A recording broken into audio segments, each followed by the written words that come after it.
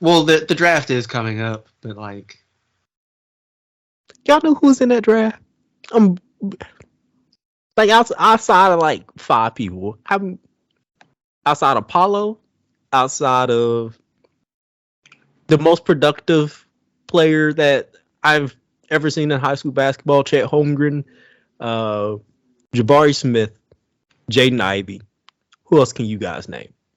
Jalen Duren, J.D. Davison, uh, Kennedy Oh, Chandler, Ty Ty J.D. Davis is Washington. still in the draft. I haven't heard about him pulling his name out. His ass need to go back. Go back. Go back to go I teach Jesus if what. I was him, I might like. That's a separate discussion. Um, I think Minot's still in it. Like, I don't think he's pulled his name out to this point. Oh yeah. McCormick's in it. Hmm. Nothing. G League Combine. There's a reason. There's a reason. Come on, yeah. Jaden Hardy. Bro, you know how long it's been since I've heard that name? Like I'm a draft nerd, and I have not. I thought Jaden Hardy was gonna be the 2.0 version of Because he's been in the G League and hasn't played particularly well. Yeah, man. Like I had high hopes for the kid. He still got 10 plus years to figure it out, but like had high hopes. What, Kendall Brown? We said Banchero already, didn't we? Yeah. Okay. AJ Griffin. You get the idea. I know some names. You know what's crazy? This time last year, we were talking about how well they were doing at the St. James tournament. That is wild. That is wild. Yeah, Philip out here doing the thinking, man. Listen, this is y'all thing. I wait till them dudes get to the league, then I'll talk about them. Shoot. No. But that's Chandler's going to be good. Yeah, but that's kind of how I feel about this draft class. I don't think anyone in this draft class is special. Like, I think everybody in this draft class has a role to play. Like, yes, there are going to be some all-stars, fan votes. People going to love Chet Holmgren. He's going to put up enough numbers on both sides to be respectable. I can see Banchero having like a Carlos Boozer-esque career. But I don't think any of these guys are your number one. Like, I personally don't think they're your number two. Like, you just can't convince me anything on Chet at this point. Like, I gotta see him against grown men. For some of them, it's just gonna depend on how like they develop and like where they end up, which we could say about basically every draft ever, except the 2000 draft, which was collectively awful for some reason. But I feel like what you just said, it depends on where they go. This is the most I've ever seen with a draft class that it strictly depends on where they go and they can get the right development and pieces around them. I cannot see a situation where Chet Holmgren goes somewhere where he has to play center immediately.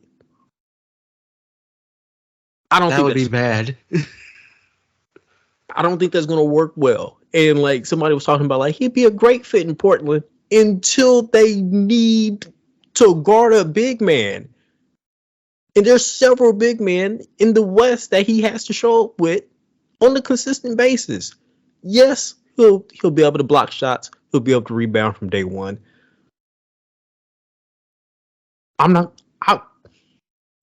There are certain players in the league right now that the minute he steps on the floor, I need them to think lunch meat. I would like to see him try and guard Zion. Dog, I'd like to see him guard Paul George. I like to see Zion play. Oh, speaking of Zion, I would like to see him guard CJ McCollum.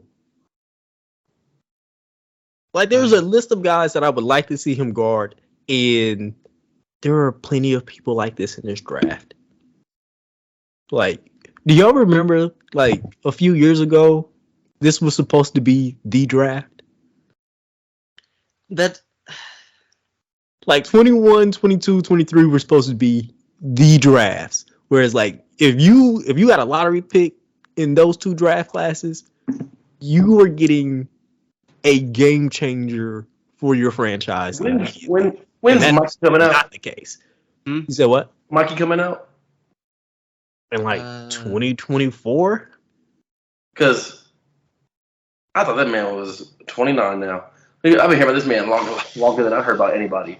But like, Yeah. you're right. From like Imani Bates and Chet and all them, like this draft was, or this class, I guess, was Well, up to be. Bates like, would be next year. Just he's too young anyway.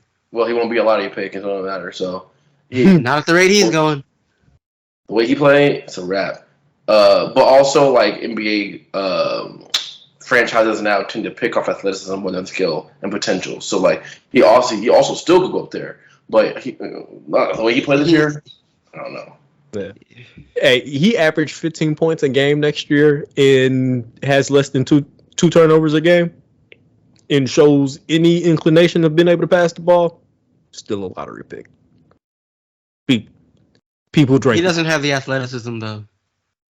Doesn't. Unless he's been living in the weight room. You need one. It's 14 spots and you need one. Speaking of which, that 2023 class, I need them to have good college years because that is going to be one where people drool.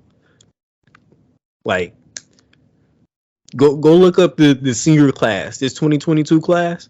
Like, shoot, watch the McDonald's All-American game.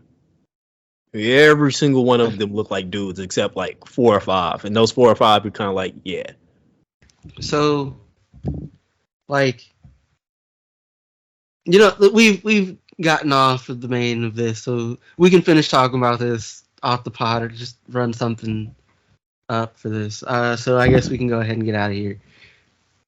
We here, baby. You asked for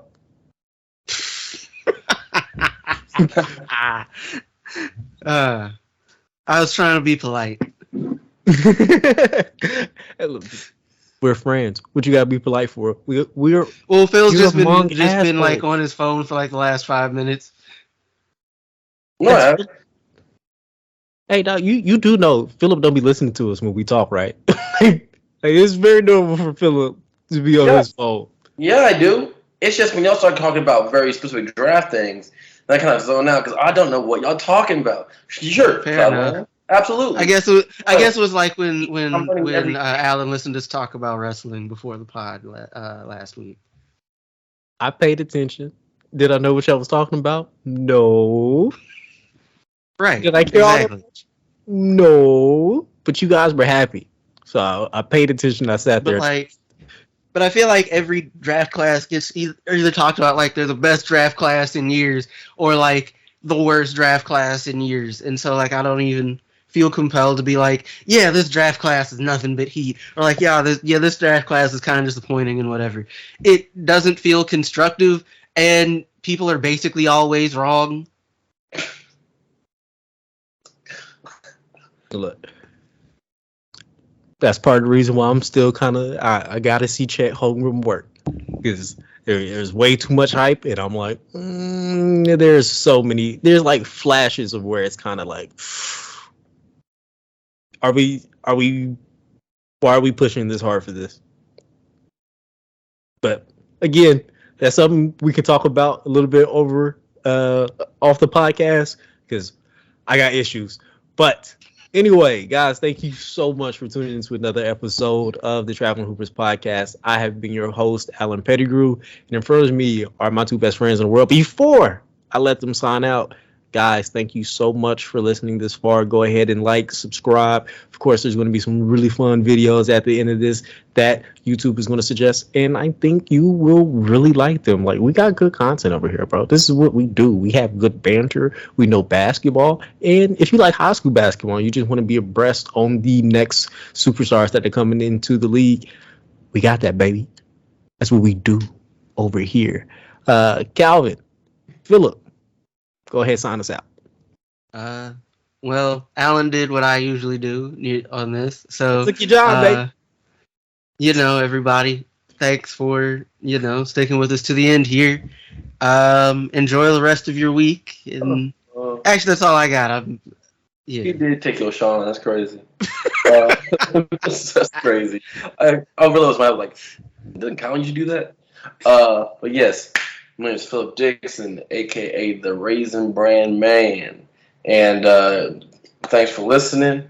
We appreciate it. And now, last week was Teacher Appreciation Week, so continue to appreciate teachers. Thank you.